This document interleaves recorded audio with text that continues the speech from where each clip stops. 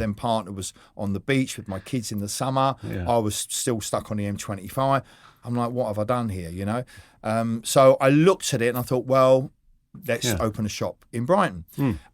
So I looked at where the existing shop was, which was just by Brighton Station, where one of my shops is now. Yeah. Is it Lust? That's Taboo by Brighton Station, yeah. But there was this one in Brighton Station.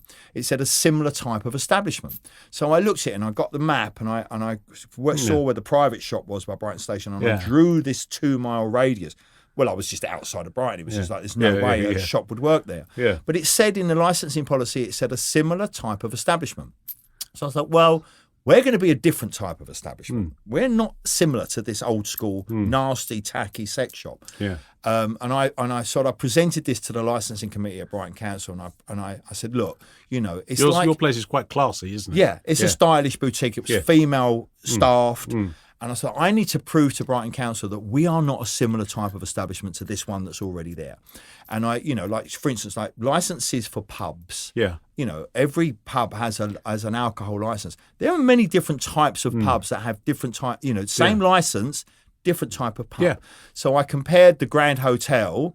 I said, well, the Grand Hotel has got a license to sell alcohol, but so has a pub in Malscombe. Yeah. You know, so, you know, same license, but very different establishments. Yeah. So we sat with the council and we did this presentation to the licensing committee. So one person decided that. One person decided that. Yeah. And because of that, they had to change the policy, the licensing policy. Wow. Because the 2-mile radius didn't exist anymore. So they actually had to change the policy because of it. They actually got policy change. They had to policy change the sex shop licensing in Brighton. That's impressive. And so that shop now by Brighton Station, the old one is now gone. That closed up 3 years ago. Yeah, it was horrible in there. It was very. Do you know? That's the first one. Did you go in there, A friend of mine went in there when he was 18. Yeah, it was an really old school sex shop, and that shop has now gone, and we're the only one there now, licensed sex shop there. So, so it's been a bit of a journey, but we've been there 20 years this year. Have you got one in Hove as well, Blackchinton Road? The Hove shop we had, we actually did not reopen that until after lockdown. Okay. We decided that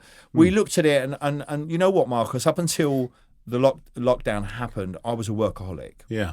And I don't know whether, because I'm an addict, right? Yeah. I'm an alcoholic. Yeah. Anything that I can get my teeth stuck into, I do to an extreme. And so I was a workaholic. And what I realised that when we went into lockdown, everything shut. Yeah. And I couldn't work anymore. It was like, that's it. So, but I realised after a couple of weeks that I actually really liked doing fuck all. Wow. I didn't think I did, but I actually did. And I was like, I actually quite like this.